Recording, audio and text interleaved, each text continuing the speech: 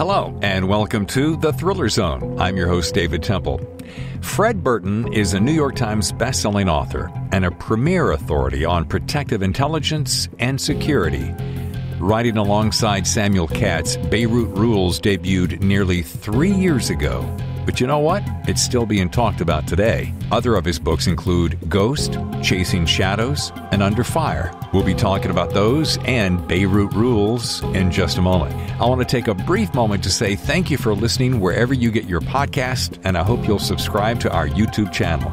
Now, how about you and I get in the Thriller Zone? Thank you so much for having me on. That's very kind of you. I feel like I'm in rarefied air looking at some of your guests. Rarefied air. Let me tell you something. You're among the rarefied air. How about that?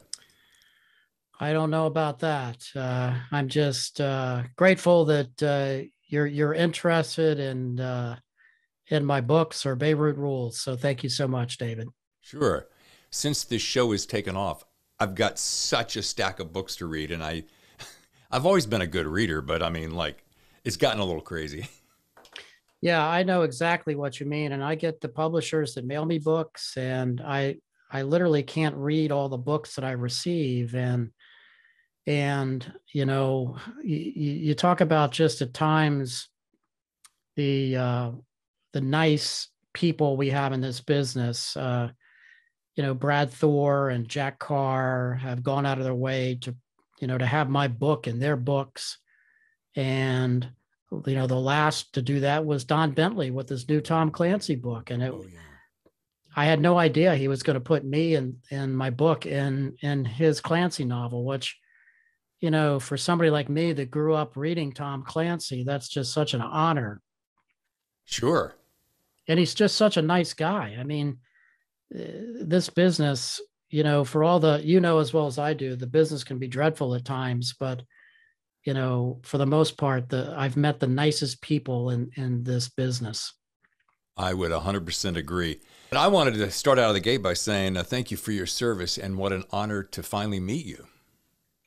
Well, you're very kind. Thank you so much for having me on. You know, my work in the government was a long time ago, but it seems like yesterday. I think Bob Seger wrote a song about that.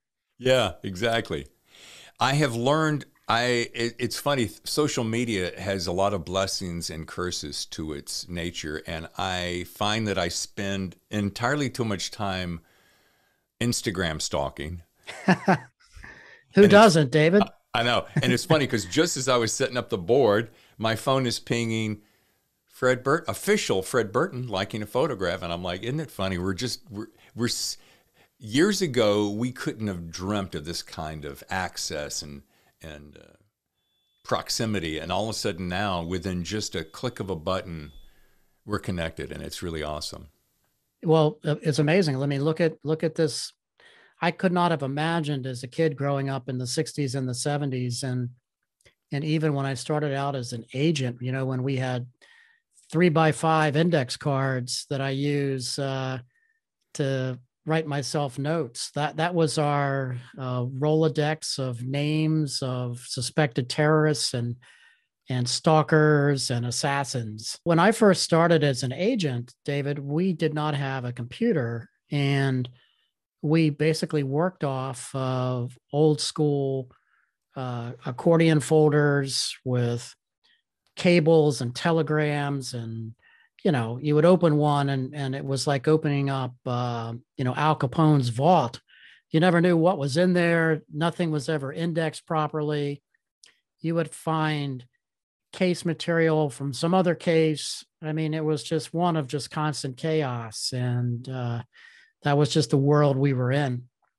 And I think about technology, Fred. I heard you on a podcast speaking to Piccolo, I believe, and he was talking about, you know, we've gone from big microphones and reel-to-reel tape recorders hanging on a wall to now microchips and microphones that can be embedded, you know, inside your ear. It's the technology that you've seen grow has got to be staggering. Well, it's really amazing when you start thinking of just the evolution of technology in not only the everyday day-to-day use of people, but in the intelligence business. And, And even in the book business, I mean, think about things we're doing today on social media with Twitter and Instagram and so forth. I mean, imagine how difficult it was when Clancy was first writing books, or John le Carre, or Freddie Forsyth. And, you didn't have Amazon to order from, or a publisher's website to order from. And people actually had to go out and visit a bookstore, and there was no such thing as a Kindle. I know, that's great. And it hasn't been that long ago. That's the bizarre thing. And I heard this story recently about the span of technology and how fast it's happened just in the last 20, 40, 50 years, and what the next 50 will be, and the speed with which it will progress will be mind-boggling. I won't be around to see it probably, but when you start looking downstream as to where this will be 25 years from now, I mean, think about it right now. We have instantaneous communication. I mean, what's faster than a tweet or a message text? Right. And what's next? Is it trying to develop or being able to sort out these deep fakes or positive identification, such as, how do I even know I'm actually talking to you? Right. Things like that. What's on the horizon downstream, to me, is just fascinating to think about. One of your fans said, and I love this because it's so true, no one makes well-researched nonfiction read like a thriller like Fred Burton. And I thought that is really superbly put. And so I want to start off the show with, how in the world do you do it? What's your secret? Well, first, that's very kind of whoever posted that on my account. That's, when you write books, this as well as I do, that getting those kinds of comments back really mean a lot. Not only has someone purchased your book, but they've actually read it and they appreciate the blood, sweat, and tears that goes into trying to get a book published, which we know collectively how difficult that is today. Well, for me, that's the part of the journey of putting a book together that I like the best. I'm in the process now of doing that for book number 5 for me. And I'm not smart enough to write thrillers like some I know on this call, but the nonfiction part, for me, it's no different than a cold case. I approach it as a cold case investigation. And for example, in Beirut Rules, and I'm very sad to say this, when I was an agent working the kidnapping and murder of Bill Buckley, I did not know a lot about the man. And a lot of it was because of the secrecy, and a lot of it was because of the lack of technology. We just did not have the tools to be able to Google Bill Buckley, station chief, sure, and to learn about that individual. So when I started putting the book together, one of the things I like to do with all of my nonfiction stories involving families, David, is I approach the families. And in this case, I approached Bill's elderly sister and Bill's very elderly significant other, Bev Surratt. And I said, hey, I worked Bill's case when I was a young agent, and I very much like to tell his story, but I want you to help me bring Bill to life. You knew him better than I ever would. And they were very reluctant and protective. And the other thing I did, David, was I approached the CIA right out of the gate. And I said, hey, I'm Fred Burton. I used to work on the hostage location task force. I'd like to tell Bill Buckley's story, and I want your help. And I actually went to Langley, and I met with the historian, and I met with one of their communications officers that worked for the director. And I said, you know me from my previous books, but I really would like to declassify what you can declassify from Bill's records. I need some pictures if possible. And if you can put me in touch with some of the people that Bill worked with at the time of his kidnapping. And, it's amazing when you ask, you do get help in this world. It's something I've tried to teach others. Much like you and I we help a lot of people in this business. And I got a lot of help from a lot of good people to help me put Bill's story together. So I greatly enjoy putting the pieces of the cold cases together. It's awesome. I get the part about the, I certainly get New York Times bestselling author part, but as I was researching you, and I should know this, but I don't know it to the depth that I want to know it. And what exactly does an authority on protective intelligence, security, and executive protection mean and do? It sounds like, well, it's a very handsome title, Fred. Very handsome. Well, thank you so much. I could maybe use you to help me with my marketing. In essence, back during the 80s, when I started looking and studying all the different kidnappings and attacks and bombings, I realized that how we were protecting people and buildings was simply not working. That, in essence, the bad guys were always one step ahead. So we started dissecting attacks from a lessons learned perspective as to how you could apply that in a practical setting. And in many ways, it's not rocket science. So, for example, protective intelligence is just collating all the threats and analysis involving a potential threat actor against an individual, such as when we were protecting Princess Diana, who was a wonderful lady. We enjoyed her, protecting her. Most people envision the protection team as, the nice guys and gals with the Ray-Ban shades and the earpieces. And what dawned on me is that if we could put other surveillance outside of that protective umbrella, we could look for the threats before they got into the kill zone or the attack zone. So in essence, protective intelligence is analysis and investigations. Then the other aspect of that, David, is counter surveillance, where you're actually on the perimeter looking for time and distance variables on individuals being stalked and followed and so forth. So we actually rolled that out first on the likes of the British royals, like Princess Diana and her children, Prince Charles, Yasser Arafat, others like them. And we're very successful with that model. So I get more credit than I deserve for that. But it's something that is very effective in the field of protection today. And most people never, ever see those counter surveillance assets because they are fixated on that person.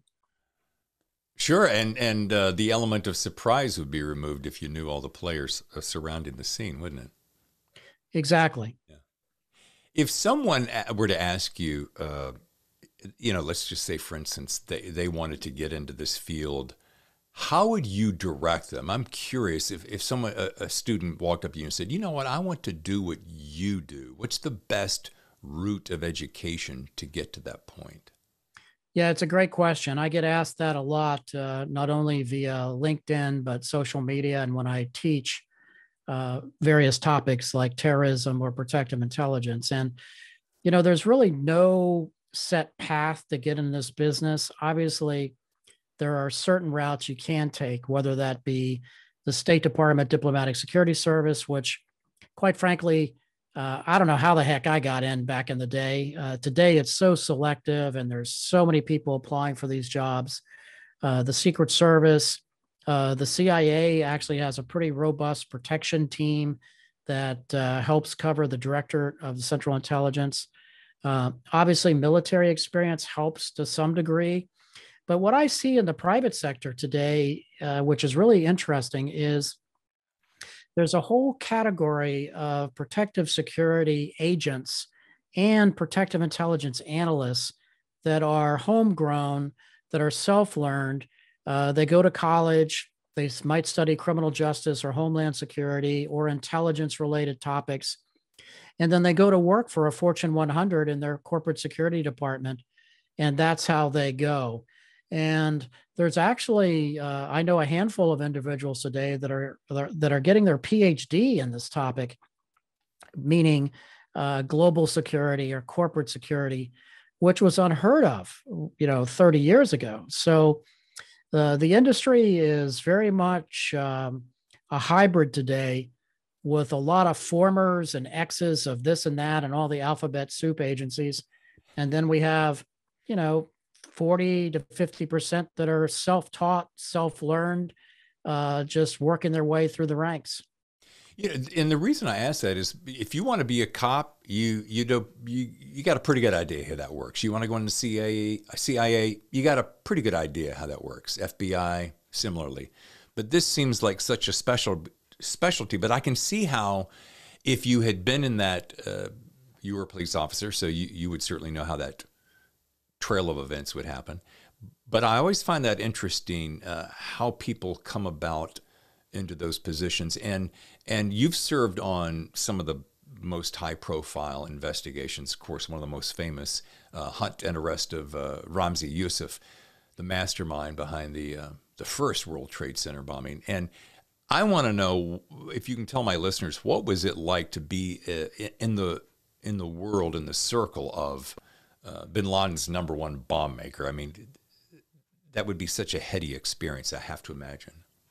Well, I get much more credit than I deserve for that, David. That was a unbelievable team effort, and like in most cases in this business, in the 80s and in the 90s, you had to have a fair amount of luck. And one of the things that I was fortunate to be a part of was we had and hosted and created the Rewards for Justice program, which at the time was only a $2 million bounty, for the likes of Ramzi Youssef, the mastermind of the first World Trade Center bombing, and others. It ended up being a $20 million program for bin Laden. It's extraordinarily successful. And I would encourage your listeners to check out their website, Rewards for Justice. And that program was in my office. It was part of our protective intelligence, counterterrorism division. And we also had the Rewards for Justice program. So we got very creative and innovative. I didn't know you were going to ask me about this, or I could have pulled out one of my original matchbooks that we designed with posters on them. And, the concept in general is just one that centers on the old Wild Wild West wanted posters, that if we paid people for information, they would come forth with information. And we were very successful with that. And in the capture of Ramzi Youssef, we got very lucky with a human asset, a human source, who came forward and said, I know where he's going to be. And, of course, we didn't believe him, because we were getting sightings of Youssef all over the world.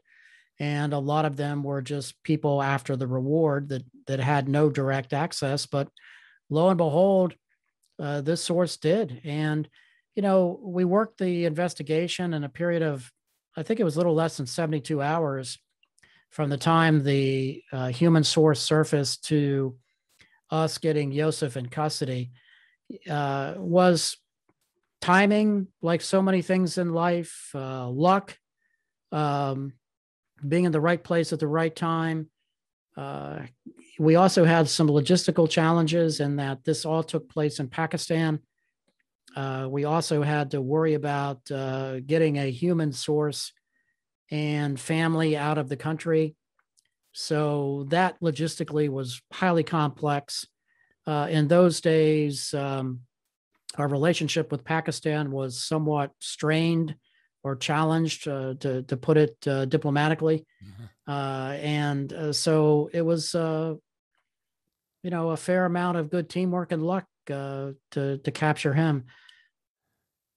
I hope this is the right phrase. I'm thinking of that first attack as a colossal breach of security. But do you think that moment created, for lack of a better term, a new chapter in our history as it pertains to being truly what I would call awake to the terror that lies on the borders of our country? And or do you think it took something even more? Do you think it took the ratcheting up of 9/11 to happen to do so? Because it's certainly a demarcation of what was before and what is today. Yeah, I think it was the latter, David. Even if you look at the first World Trade Center attack in 93, we actually had a preceding event, which was the political assassination of Rabbi Meir Kahane in New York City by El Said Nosser, an Egyptian, that was tied into the first World Trade Center bombing cell. And, that was a tripwire that some of us in the weeds recognized. Whether or not we could get the National Security Council or the White House interested in any of these was always pushing a boulder up a hill. And it didn't matter if this was Republican or Democratic kind of presidents in office. We all, just suffered from a lack of terrorism being a national priority. So we had the murder of Rabbi Meir Kahane. We had the first World Trade Center bombing, and that really didn't move the needle, quite frankly. It should have, but it didn't. It took the strategic strike by Al Qaeda on 9/11 to wake us up as a nation to the threat that existed. So, I'd like to paint a different picture, but there isn't one in my mind. It's hard to believe that it's been 20 years since 9/11. And I was watching a documentary just this past weekend, and the images threw me right back to that sparkly blue, fall day in September. And I was horrified all over again. And I thought, everyone, such a cliche, but every American can recall that moment, 8:46 a.m. Eastern Time, September 11th. And as the memory haunts us today, I'm wondering the way we view security, since this is what we're talking about, is going to be forever changed. And, very first thing that people think of, the longer TSA lines. But can you share with my audience what all of us can do to be more vigilant, and what we can do? I mean, there's the government and the police forces and such, but what can we do to A, keep that from happening again, and B, be prepared from that when that were to happen again? Because something tells me you're going to say somewhere in this conversation that we ain't seen nothing yet, or something to that effect. Well, I think the burden of responsibility, and some may not like hearing this, is on you, meaning the person, the individual. Make sure that you have a personal plan, that you have a plan for yourself and for your family. You should have enough provisions in place and a go bag to be able to very quickly evacuate from whatever kind of natural disaster or act of terror that could occur. A lot of this in this business is about preparation and planning, and to at least think about what you would do in those kinds of circumstances.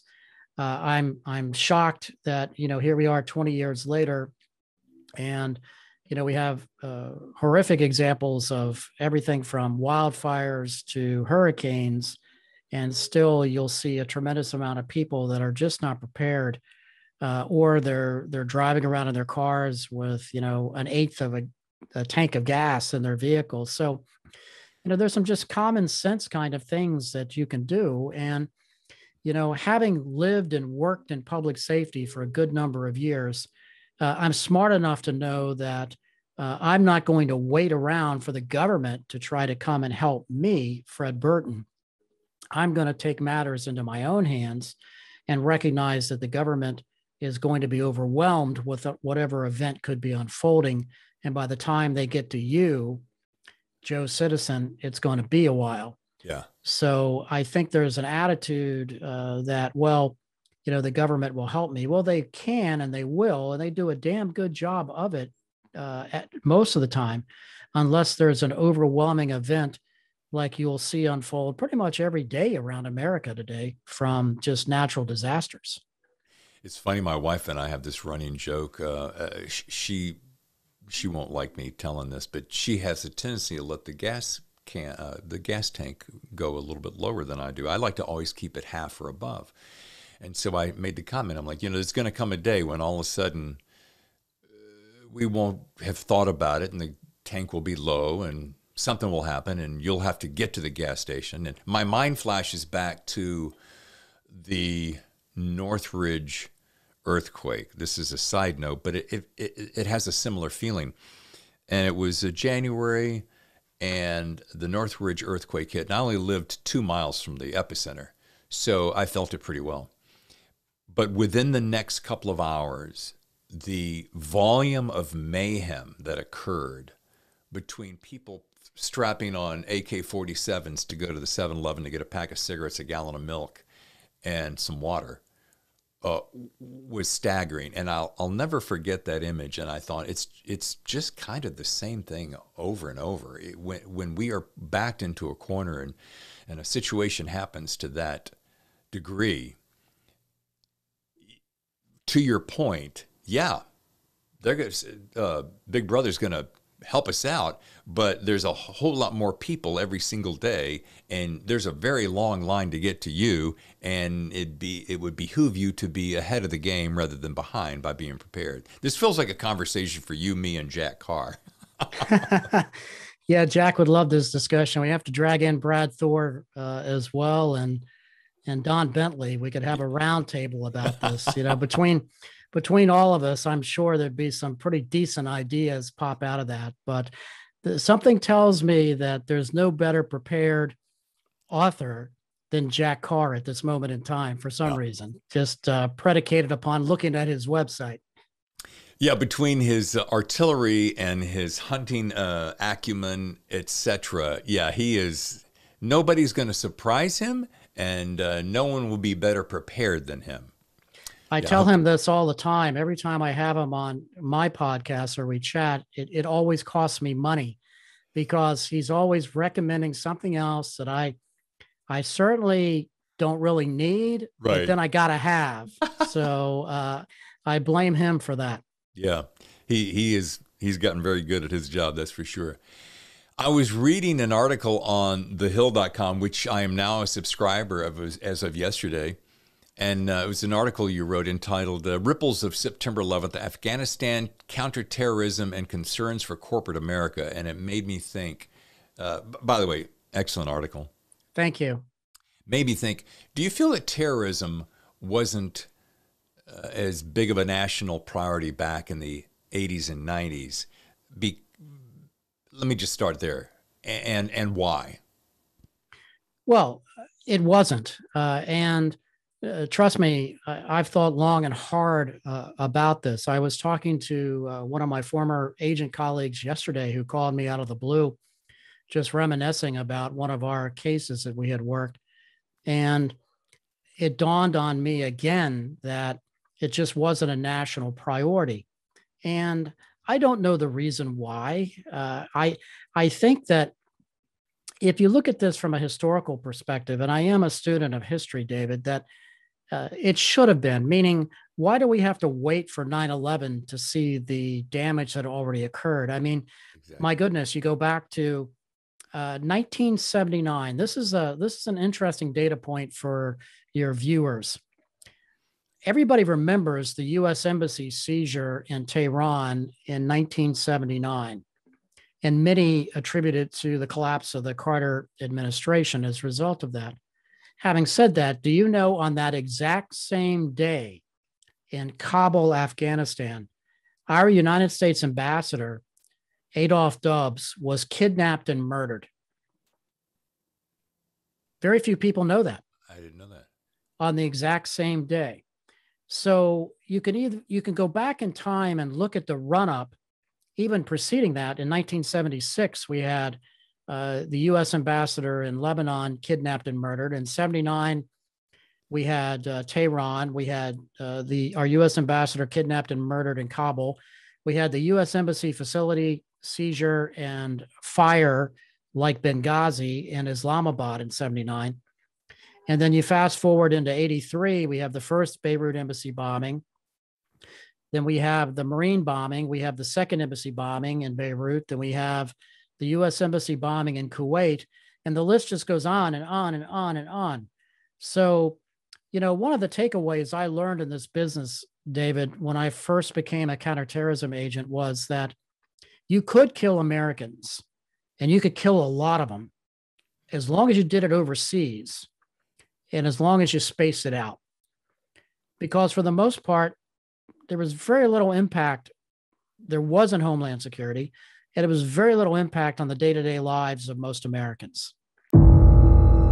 From the New York Times bestselling co-authors of Under Fire comes the riveting story of the kidnapping and murder of CIA Station Chief William Buckley. Beirut Rules is the pulse-by-pulse account of Buckley's abduction, torture, and murder at the hands of Hezbollah terrorists. Drawing on never-before-seen government documents and interviews with Buckley's co-workers, friends, and family, Fred Burton and Samuel Katz reveal how the relentless search for Buckley ignited a war against terror that continues to shape the Middle East today. Pick up a copy of a nonfiction story that truly reads like a thriller. Fred Burton's Beirut Rules, available wherever books are sold. You're listening to The Thriller Zone. And now back to the show. Here's the question that always goes through my mind. How could it have taken 9/11 for us to finally go, oh, wow, okay, I guess we should wake up? And does that, has our sense of alert just softened? Has it softened? Have we gotten lazy? Have we gotten overly self-confident, secure? And what makes us think that that something of that level, if not twice as bad, is being planned right now? Well, I think if you look at the history of just the element of surprise, going back to Pearl Harbor as an example, right. It almost takes that to move the needle for America, meaning we really have to get walloped hard in order to have these kinds of strategic shifts in our society. And let's face it, from a physical security perspective and from a threat perspective, most people don't think events can occur, nor do they plan for them. And quite frankly, it's so hard to shift bureaucracies in any kind of government organization. So if you look at the success that Al-Qaeda had against us going back to 93, a large measure of that was the entire intelligence community was geared towards the Cold War, towards the Soviet Union, towards communism, towards espionage. And we really were not very good at all in the counterterrorism arena. Even though we've been fighting insurgencies forever, we were simply not that good at it. So it takes these kinds of incidents in my assessment, in my lifetime. And even you can look at from a tactical perspective. I'll give you an example, David. I'm talking to a couple of the last men standing that were at Dealey Plaza when President Kennedy was assassinated. And in talking to them, it's a vivid reminder of how unaware we were to that kind of threat. Now, you and I would think today, well, what do you mean there's no counter sniper teams? What do you mean the president of the United States is riding around in an open top limo? Right. Why isn't somebody looking for a sniper? It wasn't even in the mindset during that time period that something like that could occur. And so I think that's what happens to us as Americans. We need that shock and awe. We need that surprise in order to people to say, oh, heck, we better do something about that. Yeah, it's the naivete, isn't it? I think it's that compiled with rigid bureaucracy that doesn't like to think outside the box, that it's easier to do nothing than to actually change. I mean, heck, I saw that when we designed the protective intelligence program in the 80s at the State Department. Well, I can't tell you the number of people that looked at me and said, well, Fred, we've been protecting people this way for the last 30 years. And I would say, well, how well have we actually been doing that? Right. The point being is that there's always resistance to change. And there's always bad resistance to change in the security and the intelligence space. And it takes these kinds of moments for America to course correct. I mean, good, bad, or however you want to view TSA, let's face it, they've been effective at stopping bombings and hijackings inside the United States. Job well done. Yes. But it took 9/11 in order for that to happen. And you may have already answered this in part, but I'm going to refer back to that article on the Hill. You made a phrase, you said a phrase, what do you mean by it's not the danger that we know that's the problem, it's the one we never expect? We're on the same line of thinking, aren't we? Yes, we are. It's what's on the horizon that can surprise you, and have you thought about that? Meaning, we've all lived through and still are this horrific pandemic. And if you had wound back the clock before this occurred, and if you had walked into any boardroom, David, in America and said, you know, the world is going to shut down, there's going to be a global pandemic, people would look at you like you're crazy. Yeah. And so it takes these kinds of moments at time in history to have course corrections. And so today, and I see it through my discussions with corporate America, you actually do have companies thinking about these kinds of issues now, whether you want to call them the black swans or you want to call the events that's over the horizon. What can happen to us next that we need to be thinking about, so at least we can start planning for, so we're not all running around like chickens with their heads cut off when it happens. Back to your point about keeping your car and your home and your person prepared, the go kit, the plenty of water, the batteries, the artillery, the food, and so forth. You said black swans. I'm not familiar with that phrase. That's the phrase that, in essence, where something comes out that surprises you, such as everybody's used to white swans. And so when you see a black swan, it's like, oh my goodness, where did that come from? So a black swan event is that kind of game changer that nobody's expected, but it just exists out there and rears its ugly head and causes usually a catastrophic event.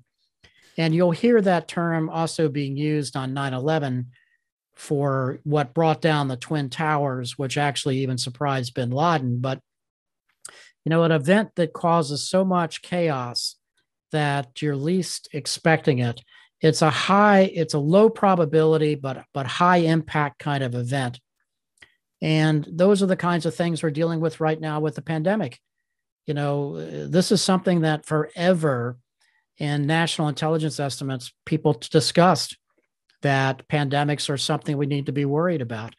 But you've actually touched on something that I've given a great deal of thought about.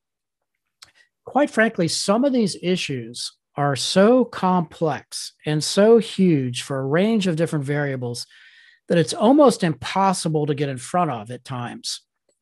And I think terrorism was one of them in retrospect, meaning if you looked at all the domestic acts of terrorism we had in the 60s and the 70s, and then you look into the international acts of terrorism in the 80s and the 90s, you would think that we would have been better prepared, predicated on what's happened to us before.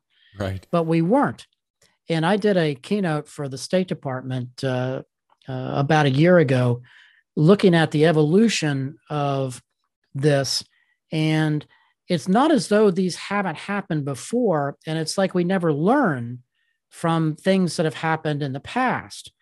And it takes these kinds of catastrophic events, whether it be a JFK in Dallas or an RFK in Los Angeles, the assassination of Robert Kennedy by Sirhan Sirhan, to cause the Secret Service and the Congress to protect those running for public office. So you do need these events at times, I think, to force change that's usually mandated by Congress.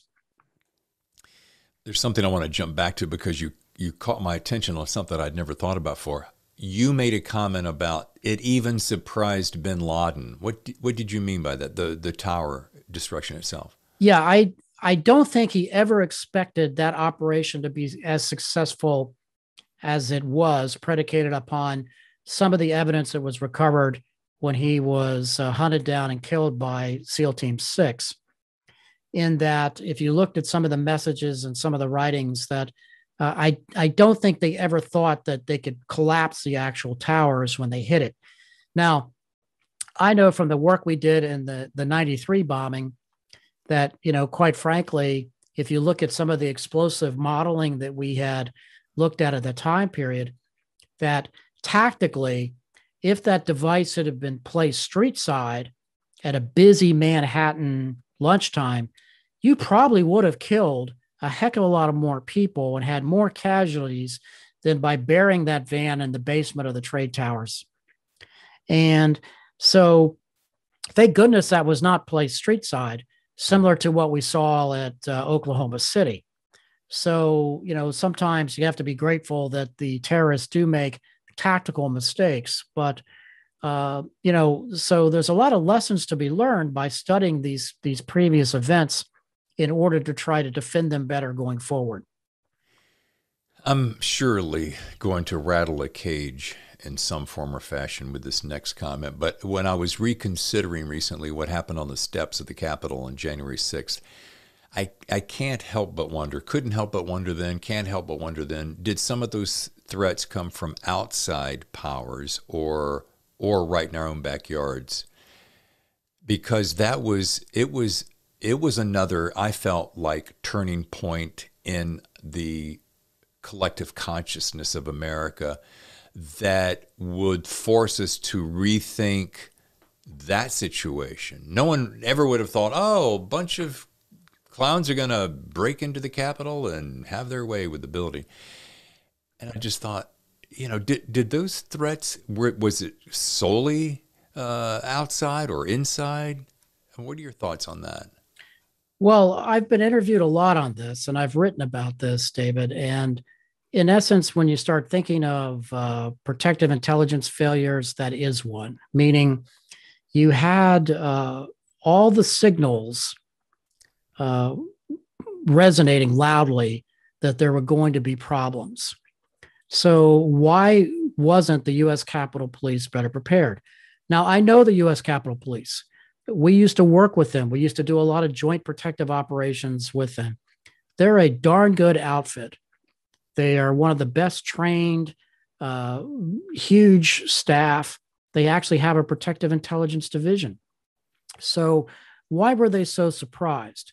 And I think in many ways what happens with the element of surprise, like we had just chatted about, it's much like what happened to our 5 young agents in Benghazi when they were overwhelmed, meaning at times it's like the frog in the boiling pot. Yeah. It's like, when isn't Al-Qaeda planning to kill you? When isn't Washington having a demonstration? When isn't there another threat on the horizon? And if you look at Washington, D.C. in general, there are demonstrations every day, right, somewhere. And some of them are quite large. I've monitored and been in a lot of them and watched them. And so there were some tactical failures leading up to that. That is almost, I think, part of the problem, meaning that look at the organization. It's very political. I've had several people tell me this, that they just don't have one boss there. They've got all the different members of Congress that think they're experts in security, and this is a public building, and everybody's got their opinion as to how that should be protected. So there's so many cooks in the U.S. Capitol kitchen that it's almost impossible to do your job. Yeah. And that's part of the problem in any kind of inside the Beltway issue. But on a practical level, there's no excuse for what happened, because not only do you have a great department in the U.S. Capitol Police, but you have the U.S. Park Police, which is one of the best crowd control organizations I've ever worked with there. You have the D.C. Police, the Metropolitan Police Department. You have hordes of federal agents from the FBI Joint Terrorism Task Force that are there. So why does this happen? And again, there's so many cooks in that kitchen that it's impossible to get the decisions made at times. Yeah. And I don't want to spend too much time on that, but I knew you'd have some very specific thoughts. And you got 3 layers that you're talking about, 3 prominent layers. But let's get to the book, because I realize that I'm going to turn around. You and I could talk forever, and before I turn around, we're going to have run out of time. So 4 books, and I can't wait to hear what's number 5. So we got Ghost, Confessions of a Counterterrorism Agent. We got number 2, Chasing Shadows, which a lot of people just rave about, a special agent's lifelong hunt to bring a Cold War assassin to justice. Number 3, Under Fire, the untold story of the attack of Benghazi. And the one we're talking about today, Beirut Rules, the murder of a CIA station agent and Hezbollah's war against America. And I realize that I am saying Hezbollah the way I've heard the press say it. You say it differently. And every time I heard you say it differently in a podcast recently, I'm like, okay, I need to change the way I say it. When you start looking at an organization like Hezbollah, it is one that, again, the element of surprise was one that we always struggled with. We knew that we had this organization in the 80s called the Islamic Jihad Organization. We suspected that they were linked to Hezbollah. We kind of thought that the Iranians may have had a role with this, but we lacked a high degree of very specific evidence. And we would sit around and argue about this all the time, the degree of Iranian control. And it's one of those things that it should not have surprised us like it did. But, the element of surprise, when you look at Bill Buckley, who's the centerpiece of the story, I mean, he was 13 when the Japanese bombed Pearl Harbor. And his sister told me, the family would sit around the radio listening to this. And that was one of those pivotal moments in America. And so when the U.S. Embassy is bombed in 1983, at a very fortuitous time by Hezbollah, Bill volunteers to go. Wow. And he had been in the agency for almost 20 years at that point. He was 55 years old. He was a war hero. He had been decorated first as an 18-year-old young man in Korea, a Silver Star recipient for rushing a machine gun nest. And then in Vietnam, he was a recipient of a second Silver Star for gallantry under fire. So this was the type of man that he was, that was always running towards danger. And there was something about him that was just different, David. And that's why I wanted to tell Bill's story.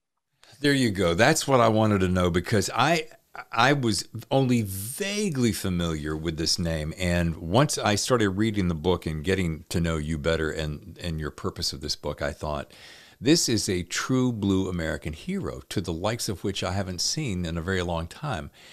And I just wonder, first, you've now told me why you wanted to write the book. What were your personal insights and your feelings as you got to know Mr. Buckley? I mean, yeah. Well, it was very emotional when you started talking to friends and family. I mean, this was one of these silent warriors that literally, joined the military as soon as he graduated from high school and volunteered to go to Korea, where he served with the 1st Cav, and then comes back, takes advantage of the GI Bill and gets his college degree and learns a couple languages. And then as soon as he could, he volunteers to go back into the military, where he becomes one of Kennedy's first Green Berets, and he's shipped off to Vietnam. And, part of the book that I enjoyed putting together was the family gave me or entrusted me with the old-fashioned selfies. They were black and white pictures of Bill from Vietnam, with on the back his handwritten notes, such as "hot as hell here, honey. I'm just trying to survive." Wow. And it really painted a picture of a guy who always wanted to be a soldier and always wanted to serve his country. And he was quite good at it. He was a paramilitary officer inside the CIA, and those are they are at the tip of the spear. These are the teams that are in the Benghazis of the world and in the Kabuls of the world before we vacated.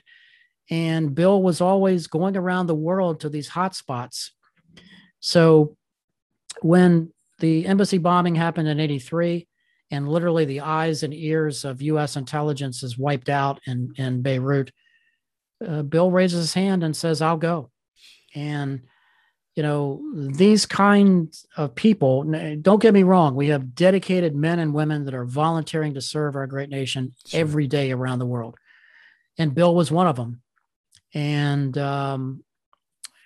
because of his efforts, he got the U.S. intelligence back up and running when we needed it badly, because we were getting our rear ends kicked by this group in targeting Americans and planning hijackings and additional kidnappings and so forth. Now, you said, I think in this book, you took Bill Buckley's abduction in Beirut to make CIA protect other station chiefs so that it doesn't happen again. Do you feel that Washington has become more or will become more proactive than reactive in the future? And I think this may be one of your pulpit points, isn't it? Yeah, without a doubt. Tragedy forces change. Even if you can go back to my book, Chasing Shadows, you had an Israeli intelligence officer assassinated in 1973 in Bethesda, Maryland. And it took that assassination for the Israeli intelligence service to start protecting Israeli diplomats around the world. And so you fast forward to 1984 when Bill was kidnapped. As a result of his kidnapping, the CIA changed, and they started doing a better job of protecting their people and their chiefs of station, their lead officers in any country. And you could sit there until you're blue in the face and say, well, shouldn't they have been thinking about this ahead of time? Well, hindsight is 2020. Buckley decides to go into Beirut to stand up our intelligence eyes and ears in a time period when he needed to be flexible, needed to work the streets, needed to work his sources, needed to meet with the Lebanese intelligence service and the French and the Brits. And this was a guy that, again, had spent 20 years fighting enemies all around the globe. And this was just another enemy. And unfortunately, this enemy caught up with Bill. And, it was a horrible way for him to go. And such a shame that a guy so brave that risked his life so many times and continued, as you said, going to face into the fire would be taken that way. Yeah, it was his worst fear too. His friends and family. Bill had a friend kidnapped and held at the in Vietnam when he was there, and Bill was always worried that he could be kidnapped. When he would confide with his friends, he would say, that's my worst fear, and for that to materialize like that, and that's something I never knew when I was looking for him either. And, when you do one of these stories, David, and guilt's a powerful driver as well. I really wanted to do more. We all tried to do more to find Bill when he was in captivity, but we simply lacked the intelligence assets on the ground. We literally had no human intelligence to help us. We were getting very little information from our friends, and heck, they were battling their own series of hostages. The Brits had hostages, the French, the Germans, the South Koreans, the Russians, and everybody was out looking for their hostages, but nobody had any information. And Bill was held literally behind enemy lines and a Hezbollah stronghold. And whether we could have rescued him or not, if we could find him, is a different story. But I want to believe that we would have tried if we could have put eyes on a building that he might have been in. Yeah. We're getting close to the time to wrap, and I want to be super respectful of your time. There's a couple of quick little points I want to make, and one of them is I want to go back to something because again, watching these documentaries about 9/11 and seeing the planes hit, it was such a visceral moment of seeing a plane hit the building. You're like, okay, I'm not actually seeing that. And I think I was watching your appearance on Glenn Beck's show, which was fascinating. It was like an hour and a half. I was riveted to it. And you were talking about today's terrorists, and I heard you say how terrorists are laser focused. This is the phrase you said, laser focused on aviation when it comes to harming us. As you refer to it as, I think, correct me if I'm wrong, the perfect terrorist vehicle. Can you tell me more about that? It just really caught my attention. Yeah. Well, thank you for watching that interview. Glenn has been very, very gracious to me and for my books over the years. And it was an honor to be on his podcast. If you look historically, modern day terror really has used certain vehicles or implements to really shock and all of us. And one has been the vehicle-borne improvised explosive device, your traditional truck or car bomb. And the other has been the use of aviation. And that goes back to groups such as the Popular Front for Liberation of Palestine, General Command, and Black September. And then Hezbollah followed up with the hijackings of, for example, TWA 847. So if you look at the evolution of these groups, they really stand on the shoulders of other giants that have been successful in the terror space. So it did not surprise me in the least that Al-Qaeda took advantage of aviation, because it's your perfect terrorist vehicle. You've got captured people from all around the world. You've got families, you've got women and children. It like defines terror. It's almost like those Munich moments where you've got a flying missile that you can guide it wherever you want it to be. Right. And it presents such unique challenges for the counterterrorism effort, meaning, what do you do? Does the U.S. military shoot that plane out of the sky that's headed towards New York City? I mean, it paints such a horrible set of choices for you. And then from a counterterrorism resolution standpoint, and I've worked a lot of hijackings and I've debriefed a lot of hostages being held on a aircraft, it's just sheer fright. And you don't know if it's going to get blown up, crashed, or if the rescue team is going to come in and start killing everybody by mistake. So that's what I meant by that when I was on the Glenn Beck show. Okay.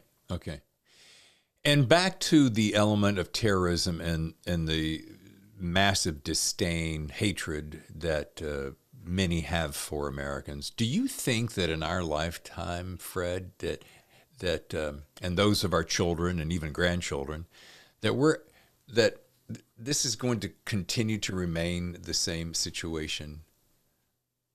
Yes, I do. I would like to think that it would dissipate in some capacity, but if you look at this as a student of history, you can see that this has been around for a long time.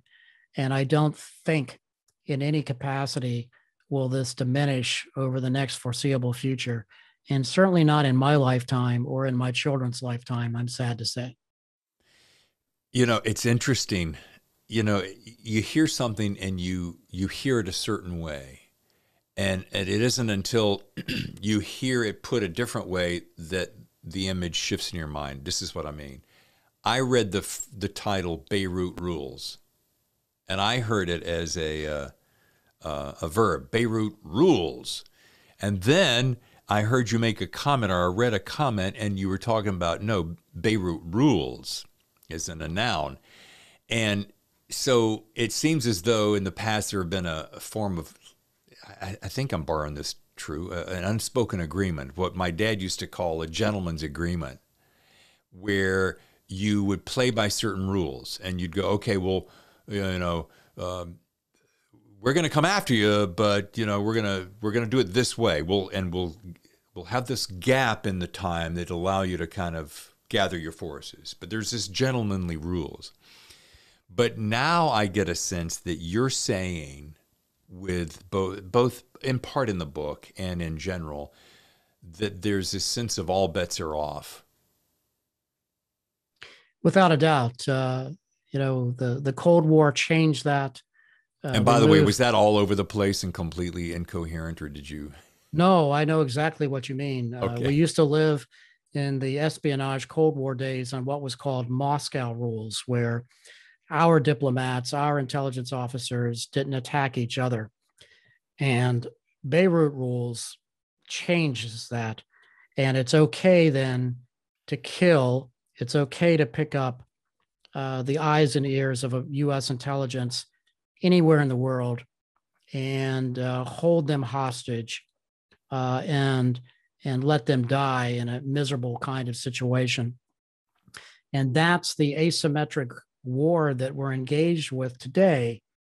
And thank goodness we have a tremendous number of brave men and women around the world that is trying to get in front of these threats, but it's not an easy task.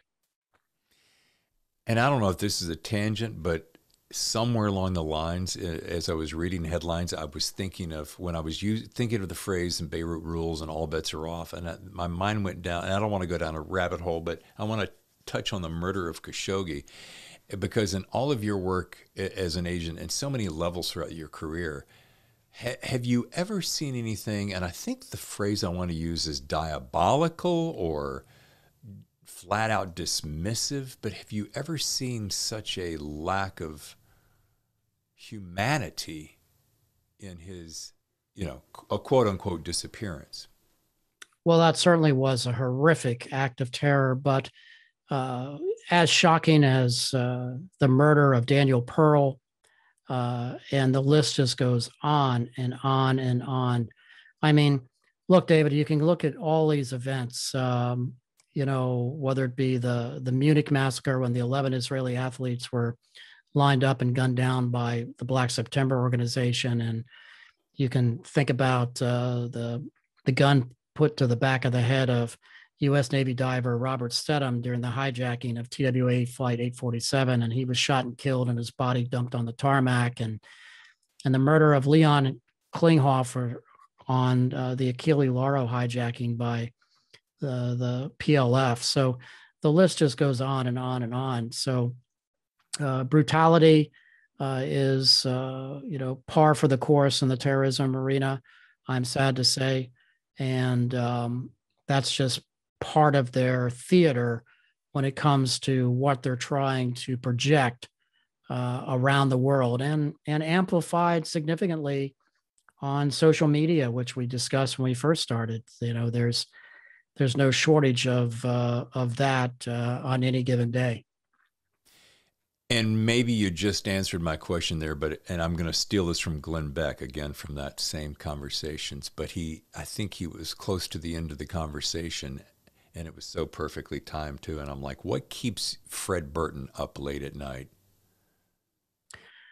Well, I think today, certainly when you look at the raging pandemic that has caused so much chaos on the world, and then you look at the events of January the 6th at the U.S. Capitol, and you think about our nation and our society that is so fractured and in many ways polarized, that those are the kinds of things that worry me strategically as I look over the horizon. And for example, when I was at FBI headquarters the day that Timothy McVeigh set off the car bomb in Oklahoma City, and John O'Neill was there, God rest his soul. He perished in the Trade Towers collapse on 9/11. And we looked at that carnage and we said, this has got to be Middle Eastern terror, and it has to be Hezbollah. You look at the scope and the size of that blast and the damage that was done, and you put up the picture of the Oklahoma City Federal Building, and you put up the picture of the U.S. Embassy in Beirut. And what worries me, David, as you look at our fractured nation is that, will we see the rise of another Timothy McVeigh in some capacity? And, you get back to the ones we know about don't really worry me. It's the ones that we don't know about that tend to come back and haunt us. And that's what keeps me up at night. Gotcha. I'm going to sound like I'm being overly playful, but back to our opening conversation about Instagram, I want to bring in images of Sasha. Happy thoughts. Yeah, she's a good girl. Yeah. We recently adopted a new lab from the Hearts of Texas Lab Rescue, which is a wonderful organization. We've adopted 2 previous labs there, and I always try to figure out a way to work my labs into whatever story I'm working on. So those that are attentive to details with my books will be able to pull out a few names, and stay tuned for Sasha's. Well, okay, so we've been talking about Beirut Rules, the murder of a CIA station agent, and Hezbollah's war against America. Now, what is book 5? Are you talking about it yet? Can you give us an inside scoop? Do you have a title? How far away is it? Are you from that book?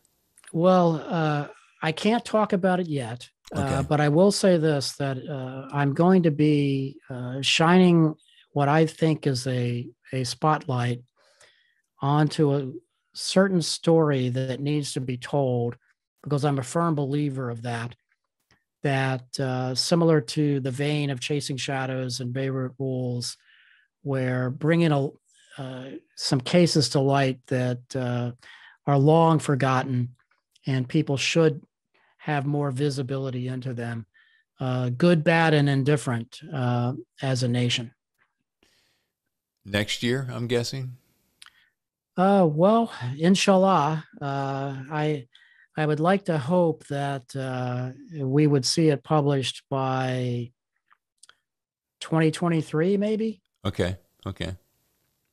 Awesome. Nonfiction takes a while, and I've got to run it through the publication review board at the CIA, which, they do good work. They've got a tough job, and they're always criticized, but I'm sympathetic to their plight, because there's so many people writing books today. It's, as you know, it's a challenge.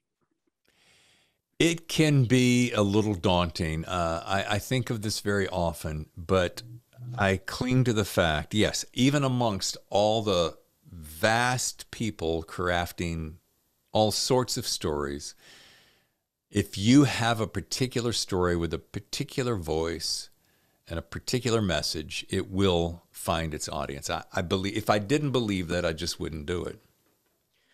Oh, I agree with you. And like my previous books, whether it be Chasing Shadows or Under Fire or Beirut Rules, I really have been surprised at some of the things I've uncovered with this new story. So we'll see. Will, people find it of interest? I think so. But as you and I both know, it's a tough business.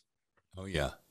We didn't even get to this, but I do want to give you a quick plug that, folks, you got to catch Fred's podcast, the Ontic Protective Intelligence Podcast. Give us a 1-minute blurb on what your podcast is about. Oh, why, thank you, David. You're very kind to mention that. I try to look at unique topics in the field of protection or security or safety. And of course, we've had Brad Thor on and Jack Carr. And then we also have had some very interesting people on, to include one of the individuals that really helped design the polygraph program for U.S. intelligence. So we've had everything on from technical surveillance. I've got a new one that dropped today with the director of the ADL's Office of Extremism, talking about some of the trends he's seeing with hate around America today. So I'm always looking for interesting people to have. And so have a listen and let me know what you think. Awesome. Well, folks, you can learn more about Fred at officialfredburton.com. And of course, follow Fred on all his social channels. Meet dog, beautiful, beautiful pup, Sasha. I did do this, Fred, as I was waiting for you to come on. I thought he's going to appreciate this. So here's, folks listening won't be able to appreciate it, but there's my Dexter. Oh, wow. Dexter looks like a good boy there. Hopefully you put that on Instagram. I will do that today just for you. Yeah, he almost got a little piece of a UPS delivery guy yesterday. I had to take him out to the dog shed and say, we can't do that. Yeah, he looks like a good boy. So Thank you for sharing that. We need to see him on Instagram. He will be there. And Fred, thank you so much, not only for your service, your kindness, but your time and fighting the good fight and providing great stories and facts for everyone to read. It's just really been a delightful time to spend with you. Well, you're very kind, David. I thank you so much for having me on. Thanks to Fred Burton for his talents, time, and service to his country. Now, let's look ahead to next Friday's The Thriller Zone, when I'll welcome Suzanne Chason. Suzanne's the award-winning author of The Fragile Edge, a story that Lee Child calls first-rate. Suzanne's fiery protagonist, Puerto Rican police detective Jimmy Vega, who returns in a sixth installment, is on the hunt for a predator stalking the unforgiving landscape of immigrant America. Before I go, I encourage you to subscribe to our YouTube channel, and thank you for following along wherever you get your podcast. Now, have a great week, and I'll talk to you next time on The Thriller Zone.